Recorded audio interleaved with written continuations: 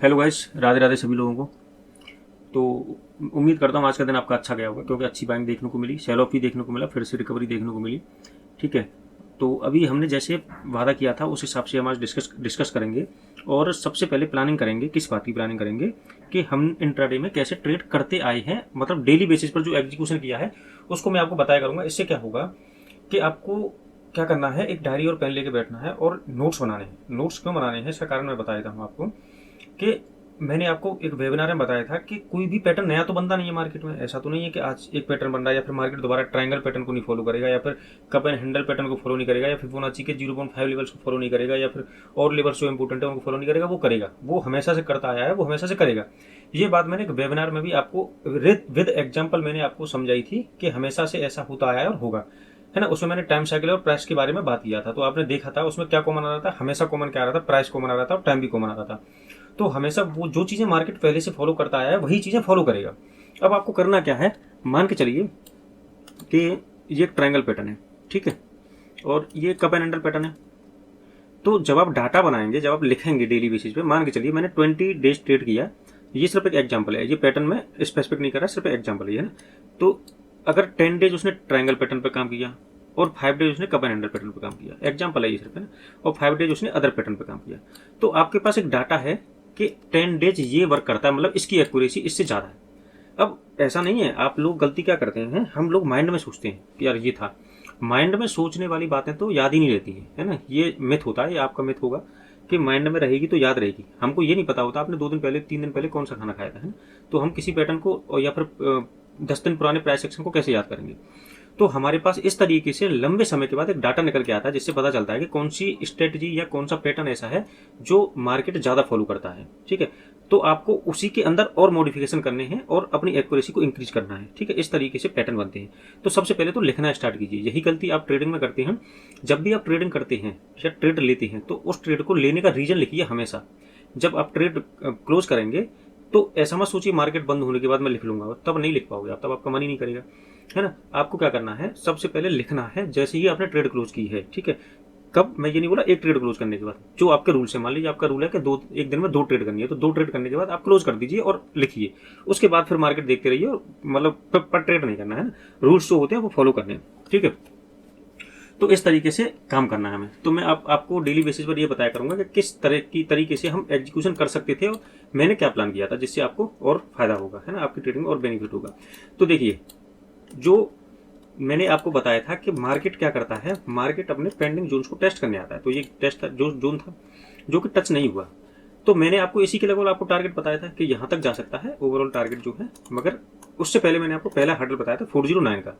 ठीक है, ये वाला 409 का ये वाला हडल बताया था। ये थोड़ा सा नीचे आ जाएगा, तो ये 409, हाँ ये वाला मान के चलिए, ये हडल बताया था। तो क्या हुआ, ये जो मैंने टारगेट आपको बताया था, ये बताया था कोई भी इन्फ्लुएंसर हो चाहे कोई भी ट्रेडर हो, जो पुराना ट्रेडर है, एक्सपीरियंस ट्रेडर है, वो हमेशा अगर आपको कोई चीज़ बताएगा तो वो क्या बताएगा, अपने पास्ट डाटा या पास्ट एक्सपीरियंस के बेस में, है ना। उसको भी नहीं पता मार्केट क्या करेगा, है ना। हम क्या होता है, पास्ट डाटा और पास्ट एक्सपीरियंस के बेसिस बताया जाता है कि मार्केट यहाँ तक जा सकता है, ये टारगेट कर सकता है।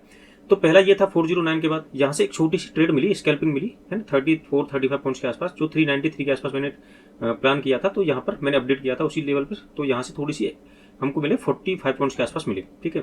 तो मुझे लगता है 45 पॉइंट्स पे लोग एग्जिट कर जाते हैं, कोई बहुत बड़ा टारगेट होल्ड नहीं करता, और जो करता है वो ऑप्शन बायर एक्चुअल में नहीं है ना, वो ज़्यादा पैसा बनाता भी नहीं होगा, वो ओवरऑल फिर लॉस ही कर लेता होगा। क्योंकि ऑप्शन बाइंग के लिए सिर्फ आपको 20-25-30 पॉइंट्स प्रीमियम मिल जाए तो काफ़ी होते हैं, सफिशिएंट होते हैं, इससे ज़्यादा की नीड नहीं होती। हमें क्या करना होता है, अगर ज़्यादा पैसा कमाना है तो लॉट बढ़ाना होता है एक्सपीरियंस के हिसाब से, ना कि जबरदस्ती। देखिए, 2 चीज़ें होती हैं। एक होता है आपकी नॉलेज आपको कॉन्फिडेंट देगी कि लॉट बढ़ाइए, मतलब अपनी क्वांटिटी इंक्रीज कीजिए। एक होता है कि मुझे ज़्यादा पैसा कमाना है, क्वांटिटी इंक्रीज करके, दोनों में बहुत डिफरेंस है। अगर आप सेकंड वाले हैं जो कि चाहते हैं कि ज़्यादा पैसा कमाना है क्वांटिटीज इंक्रीज करके, तो आप गलत रास्ते पे हैं। आपका नॉलेज लेवल आपको कॉन्फिडेंस दे रहा है कि हाँ लॉट इंक्रीज कीजिए या फिर क्वांटिटी बढ़ाइए, तो आप सही ट्रैक पे हैं। ठीक है। तो हमेशा ध्यान रखिए, क्वांटिटी अगर आपको इंक्रीज करनी है तो आपके कॉन्फिडेंस को बढ़ने दीजिए। धीरे धीरे नॉलेज बढ़ेगी, कॉन्फिडेंस बढ़ेगा, तो अपने आप बढ़ती है सारी चीज़ें। इसको जबरदस्ती नहीं किया जा सकता, है ना, वरना लॉस होगा आपका। ठीक है। तो अब यहाँ तक का टारगेट नहीं हुआ, उसके बाद क्या हुआ, डाउन साइड आया प्राइस। तो मैंने क्या किया, यहाँ पर नोटिस किया कि जब 409 के नीचे वो आया तो मैंने प्राइस सेक्शन को नोटिस किया। तो प्राइस सेक्शन क्या कर रहा था, यहाँ पर क्या कर रहा था, लोअर हाइज और लोअर लोज बना रहा था, जैसा कि आप देख सकते हैं। अब जब लोअर हाइज लोअर लोज बना रहा है और साथ में पीसीआर भी तेजी से डिक्रीज हो रहा था, पीसीआर तेजी से डिक्रीज हो रहा था, इसका मतलब है कि सेल ऑफ होने वाला था मार्केट। तो मैंने कहीं यहाँ पर ट्रेड प्लान किया था इस लेवल पर, और जो है टारगेट मैंने इस लेवल के आसपास के सेट किए थे, जो हुए, अचीव हुए, यहाँ पर ठीक ठाक कुछ बना।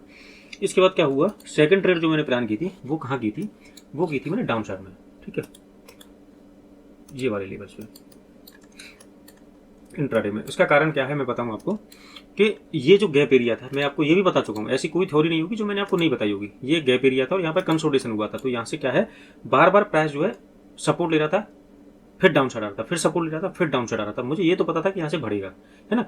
कई बार ऐसा लगता है कि यहाँ से थोड़ा सा प्राइस एक्शन और देख लें, है ना, या फिर यहाँ पर एंट्री ले लें। आप ये सोचेंगे कि गैप तो यहाँ पे भी था, तो यहाँ पे एंट्री ले सकते थे, बिल्कुल ले सकते थे, यहाँ पे भी ले सकते थे। थोड़ा बहुत टारगेट यहाँ पे भी मिला था, यहाँ पे भी मिला था।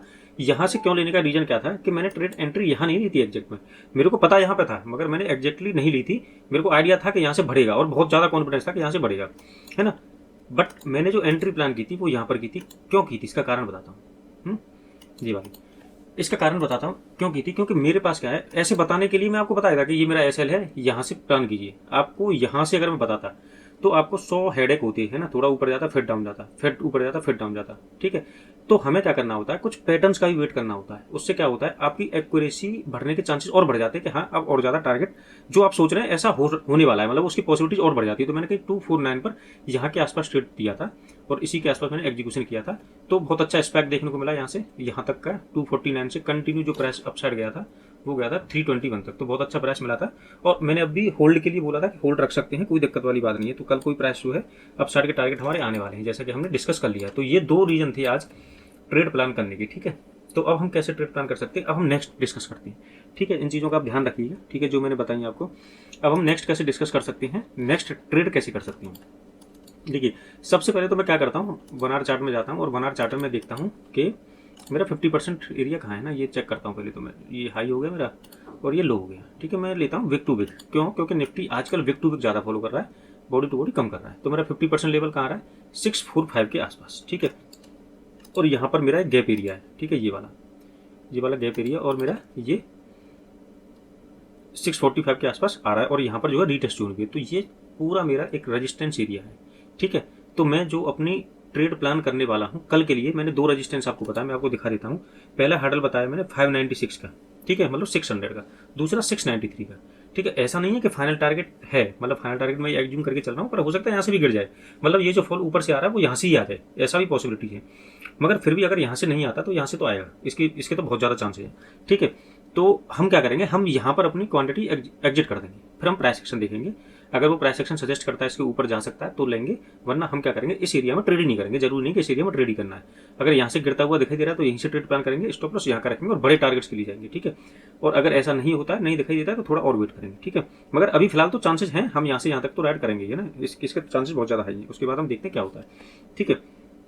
तो ये तो हो गया हमारा ओवरऑल टारगेट। अब हम डिस्कस करते हैं कि हम इंट्राडे में कैसे प्लान कर सकते हैं, ठीक है। कल के टारगेट के लिए हम कैसे प्लान कर सकते हैं, ठीक है। ये यहाँ से बॉडी टू बॉडी मान के चलिए, ये वाला। तो यहाँ पर इसने क्या किया, ये रीटेस्ट किया है, टेस्ट करके फिर से बाइंग आई। अगर मैं यहाँ पर वॉल्यूम ऐड कर लूँगा तो ज़्यादा अच्छा रहेगा, ठीक है। तो मैं वॉल्यूम और ऐड कर लेता हूँ। तो वॉल्यूम्स, ये रही वॉल्यूम्स, ठीक है, ये रही वॉल्यूम। तो वॉल्यूम्स क्या शो कर रहे हैं, हाँ, यहाँ सेलिंग आई थी वो दोबारा से अपसाइड चली गई। तो अब ये वाला जो एरिया है वो मेरा सपोर्ट की तरह काम करेगा, ये पूरा एरिया। एक तो ये सपोर्ट होगा, ये वाला सपोर्ट होगा। हो सकता है मेरी पॉसिबिलिटी है कि प्राइस जो है गैप अप ही खुल जाए कल को, ठीक है। थोड़ा बहुत गैप अप खुलता है। अगर देखिए हम तीनों कंडीशन डिस्कस कर लेते हैं। अगर प्राइस गैप अप खुलता है तो मुझे क्या करना है, गैप डाउन खुलता है तो मुझे क्या करना है, और फ्लैट खुलता है तो मुझे क्या करना है। देखिए, अगर गैप अप खुलता है प्राइस तो फिर मुझे कुछ नहीं करना है। अपनी जो क्वांटिटीज हैं वो कहीं ना कहीं आप बुक कर सकते हैं, और जब वो नीचे की तरफ आएगा तब आप दोबारा से इस कैंडल के आसपास से बाइंग प्लान कर सकते हैं। वो क्या करेगा, यहाँ से फिर से ऊपर चला जाएगा, ठीक है। इंट्राडे में तो करेंगे, ये मैं इंट्राडे के लिए जो मैं डिस्कस करता हूँ ना, ओवरऑल तो मैंने बता दिया।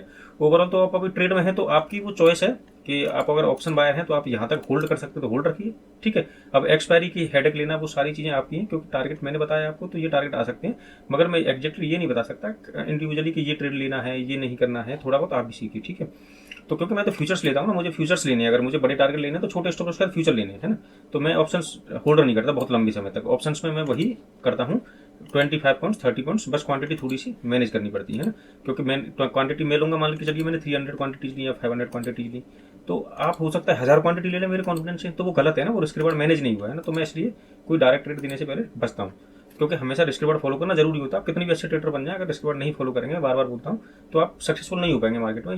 ये एक सबसे कड़वी बात है, मगर ये सच्ची बात है। इसको अपनाना ही पड़ेगा आपको। एट द एंड कोई भी टाइम जब भी आप प्रॉफिटेबल होंगे तो आपके अंदर ये क्वालिटी होगी, अगर नहीं होगी तो नहीं होंगे आप, है ना, जब भी आप सक्सेसफुल ट्रेडर बनेंगे। ठीक है, तो अब नेक्स्ट बात हम क्या कर रहे थे, हाँ फ्लैट की बात, अब हम गैप अप की बात कर रहे थे। गैप अप कर रहे थे तो गैप अप में जो कैरी की हुई वो थोड़ा सा कर लें, एग्जिट कर दें, और अपना जब दोबारा से वो डाउन साइड आता है, इस कैंडल के आसपास आता है, तो बाइंग कर लें। देखिए सबसे अच्छी बाइंग कहाँ प्लान हो सकती है, इस कैंडल के लो के आसपास। मतलब ये जो रीजन है, अगर ये दोबारा से इसे रिटेस्ट करने आता है, गैप डाउन होता है, यहाँ पर रिटेस्ट करने आता है, तो आप यहाँ का एसएल लगा के यहाँ प्लान कर सकते हैं। फिर यहाँ से एक अपसाइड रैली देखने को मिल सकती है। सेकंड कंडीशन हमारी ये हो जाती है। ठीक है, अब इसके बाद कोई कंडीशन अगर देखने को मिलती है, ये हो गई हमारी गैप अप की और गैप डाउन की कंडीशन, या फिर फ्लैट की कंडीशन। फ्लैट होकर अगर वो नीचे की तरफ आता है तो हम यहाँ से बाइंग प्लान कर सकते हैं, इसी लेवल से 264 के आसपास से। ठीक है, अब वो यहाँ से अगर ये हो गया गैप, अगर फ्लैट कंडीशन में मैंने बताया फ्लैट खुलने के बाद अगर वो डायरेक्ट यहाँ से बढ़ता है, तब डिसीजन वहीं पर लेना पड़ेगा। मार्केट में आप अपडेट रहिएगा, तो मैं वहाँ पे कुछ प्राइस एक्शन देखकर कोशिश करूंगा अपडेट करने की एक्स्ट्रा। ठीक है, तो ये तीनों कंडीशन हो गई। इसमें मुझे लगता है कि आपको वीडियो अच्छी लगी होगी, क्योंकि सारी चीज़ें क्लियर हुई होंगी। तो इन पैटर्न्स पे जैसे ट्रेड किए मैंने बता दिया, ये पैटर्न्स आप लिखते रहिएगा, धीरे धीरे करके आप इंडिपेंडेंट बन जाएंगे। आपको चीज़ें समझ में आने लग जाएंगी, टाइम लगेगा थोड़ा सा, मगर हो जाएगा। ठीक है, अगर वीडियो अच्छी लगी हो तो लाइक करें, शेयर करें और सब्सक्राइब करें। Thank you so much for your time. Okay, कल फिर रिस्क रिवॉर्ड फॉलो करें। मिलते हैं कल नई वीडियो के साथ। Thank you.